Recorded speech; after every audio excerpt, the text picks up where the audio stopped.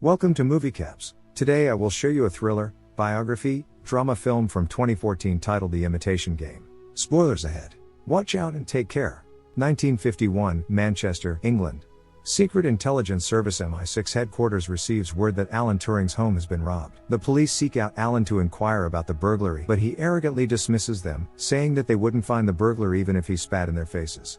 They think he is an irritable individual, refusing to cooperate, which raises the suspicion that he has something to hide. In September 1939, war was declared in London and 800,000 children were relocated from their homes. Alan Turing, 27, arrives at MI6 headquarters, disguised as Bletchley Radio Manufacturing. Alan is relaxed and humorless when Commander Denniston arrives. When Denniston looks at his resume, he assumes Alan is a genius, since he has published scientific papers at the age of 23. Alan does not think of himself as a prodigy and compares himself to Newton and Einstein, who had accomplished much more by the time they were his age. When Denniston asks him why he wants to work for the British government, although Alan does not speak German, which is one of the requirements for the job since they have to decode German communications, he is one of the best mathematicians in the world. He considers the German codes as puzzles and language skills are not necessary. When Denniston orders his secretary to escort him out, Alan says Enigma, showing that he is aware of the top-secret program for which he is being considered. Enigma is the greatest encryption device, and the Germans use it for all major encryptions. Solving Enigma would end the war. Alan loves puzzles, and Enigma is the most difficult puzzle there is. Everyone believes that Enigma is unbreakable, but Alan says that they will know for sure after they give him a shot. Alan joins 5 other members of the Enigma program. They have a real Enigma machine smuggled out of Berlin, but they need a specific setting on the machine to decode the messages. The Germans change the settings every night at midnight. Every morning at 6 a.m., the code breakers intercept the first transmission and have barely 18 hours to crack the code before it changes and they have to start all over again. Hugh, the captain of their Enigma unit, calculates that this means there are 159 million possibilities every day. Alan is reluctant to operate with a team, saying that the rest will just slow him down, but the head of MI6 Stewart informs them that 4 men have died in the last few minutes because of the unbroken code and instructs them to begin. Alan narrates that it is easy to get German messages, but it is impossible to decode them. The Enigma has so many settings that if 10 people tried one setting every minute, it would take 20 million years to try all possible combinations, suggesting that this task is meant for a machine. The crew wants to take a lunch break, but when they ask Alan, he is off-putting. He cannot take a joke and cannot have a meaningful conversation with them. After they leave, he continues his work on a machine that could decode Enigma instantly every day. In 1951, Robert Knock, the detective from the house burglary, discovers that Alan's records are classified. He is suspicious because he cannot understand why a math professor would have classified records. He falsifies a paper with a typewriter and is able to secure Alan's records. Back in 1939, Alan complains to Denniston that his team captain, Hugh, has refused his funding request for the parts he needs to develop his machine. Denniston tells him that his co-workers do not like him and that he should complain to someone else until he addresses their complaints. Alan suggests firing them all and using the money for his machine.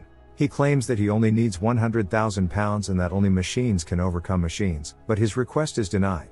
Alan inquires about Denniston's superior officer and learns that Winston Churchill is in charge. Alan writes a letter to Churchill and asks Stewart to deliver it. Later, Denniston informs the entire team that Alan has been put in charge on Churchill's orders. The first thing Alan does is fire 2 of his teammates for being terrible code breakers and mediocre linguists. Alan, being short-handed, decides to make a crossword puzzle to be solved in less than 10 minutes. A nationwide search for new talent is published in the newspaper. Those who solve the puzzle are asked to take an additional test. 2 people who solve this puzzle in less than 6 minutes will be considered for a position as a new member of the Enigma program. Stewart asks Alan if that's even possible and he says no, it took him 8 minutes to solve it. A woman, Joan, raises her hand. She has solved the puzzle in 5 minutes and 46 seconds, impressing Alan and Stewart. She and another person are hired for the position. A few months later, Alan's machine is set up when the parts finally arrive. But when Joan does not show up, Alan is worried. He goes to her house and tries to convince her parents that she is essential to his work. Joan has a private conversation with Alan, even though her parents are listening in. Joan argues that according to her parents, it is indecent to work and live among men. Alan catches on, and to please her parents, he loudly advises her to work among women in the secretarial department. Joan packs her things and leaves with Alan. She asks him why he is so intent on assisting her. Sometimes it's the very people who no one imagines anything of, who do the things no one can imagine. In 1951, Detective Knock informs Superintendent Smith that Alan's confidential military files are empty. They have been burned and obliterated. They believe he is a Soviet saboteur. Back in 1940, Joan came to Bletchley Park disguised as an office worker. Alan narrates that the British are starving. Every week, the Americans would send 100,000 tons of food, but the Germans sent it to the bottom of the ocean. Every night at midnight, a bell rings, signaling that the previous day's efforts have been in vain. Hugh, frustrated, visits Alan, who is working on his machine, Christopher. Hugh is furious, he grabs a wrench and tries to damage Christopher, but the others stop him. Hugh informs him that the machine is ineffective. Peter, one of the others, tells him that his brother and cousins are fighting in the war, but they have nothing to show for it because Alan is obsessed with the machine. Alan is firmly convinced that the machine will work. Later, Alan retrieves a stack of Enigma messages from his desk and stuffs them into his trousers. He manages to avoid detection by the checkpoint personnel and makes his way to Joan's house and climbs through her window. He presents the encrypted Enigma messages sent by the Nazi High Command, one of which begins with Heil Hitler and ends with Weather Report. Joan and Alan discuss the idea of a digital computer. When Alan returns to the hut the next day, he discovers military police rummaging through his desk while the other codebreakers look on. Denniston explains that there is a spy amongst them. Alan is shown a telegram that was intercepted on its way to Moscow and is encrypted with a key phrase. They suspect Alan because he is arrogant and lonely and has no friends or romantic relationships. Denniston claims that he does not have to fire him because if he is discovered, he can hang him for treason. Joan approaches Alan, who is working on Christopher, and offers to take him to a beer hut to cheer him up. At the bar, she claims that it doesn't matter how brilliant he is, Enigma is smarter and Alan needs all the assistance he can get, but his team will not help him if they don't like him. He brings apples the next time he sees them at their craft, as Joan suggested, and then attempts to tell a joke. When they turn on Christopher, it's the world's first digital computer and it works. They wait to see if it can reveal the Enigma settings for the day. Days later, a conflict arises when Christopher fails to produce results, according to Denniston's office. Alan is surprised to see Denniston and tries to keep him out by barricading the door. They yank the door open and shut Christopher off. Denniston informs him that his machine is inoperable because the Enigma has not been broken.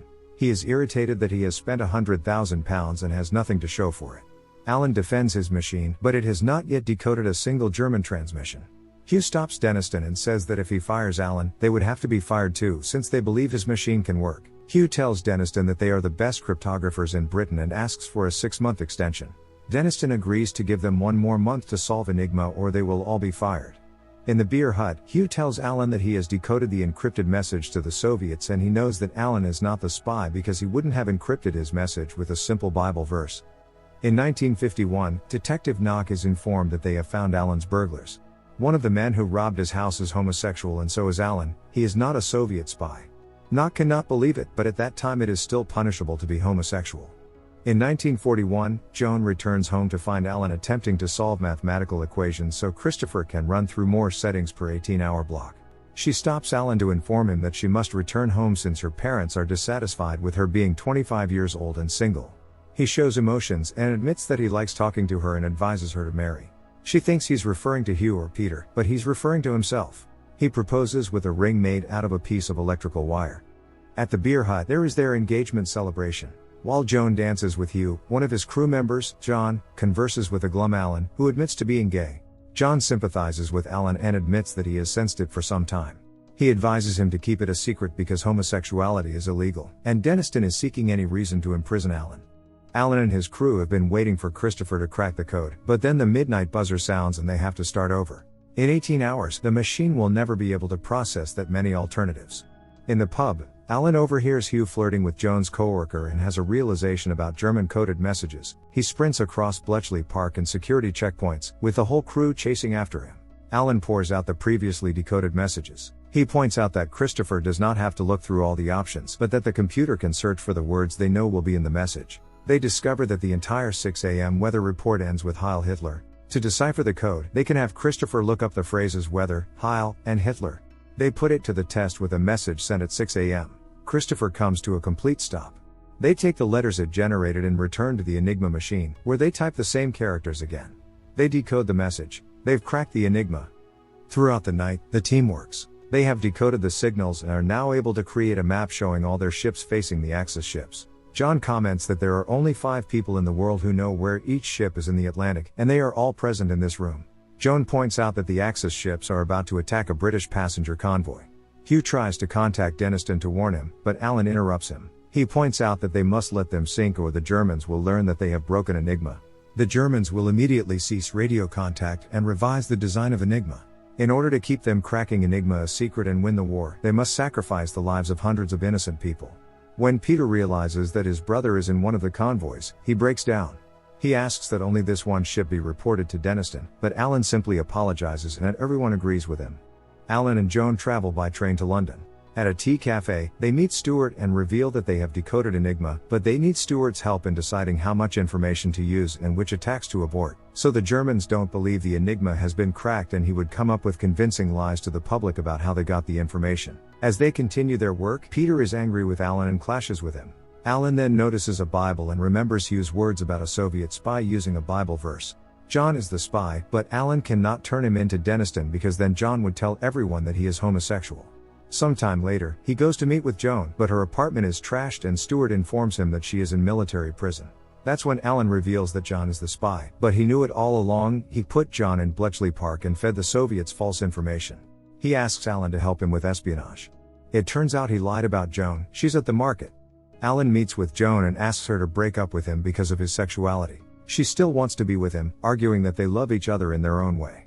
To save her from Stuart, he lies to her about not ever caring for her and this hurts her a lot. In 1951, Alan tells Detective Knock that he has told him his story and must now play the imitation game to find out if he is a machine or a human. He wonders aloud, am I a war hero? Am I a criminal? Alan is told by Knock that he cannot pass judgment on him. Alan informs him that he is of no assistance to him because Alan cannot judge himself, since he has Asperger's syndrome. In 1953, Joan pays a visit to Alan, who is older and lives alone. Alan is nervous and tells her that the judge has offered him the choice of 2 years in prison or 2 years of weekly hormone therapy to help him overcome his homosexual tendencies. Her wedding ring catches his eye and she tells him about her husband and that she is happy. She asks him to do a crossword puzzle out of nostalgia, but he is unable to do it because his brain has been damaged by hormone treatment.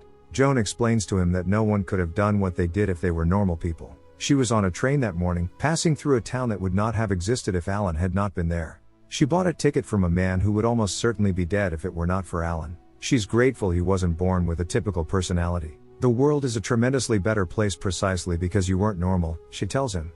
Alan is alone in his house. He gazes wistfully at Christopher, his supercomputer, and his life partner, before switching the lights off. Cut to the 6 cryptographers destroying all evidence of Enigma. Alan killed himself in 1954, following a year of government-mandated hormonal therapy. In 2013, Queen Elizabeth II granted Alan Turing a posthumous royal pardon in recognition of his wartime efforts. According to historians, solving Enigma cut the war by more than 2 years, saving more than 14 million lives. Alan Turing's invention sparked decades of research into Turing machines, or computers as they are now known. The end. Thank you for watching. Subscribe if you'd like to see more videos like this.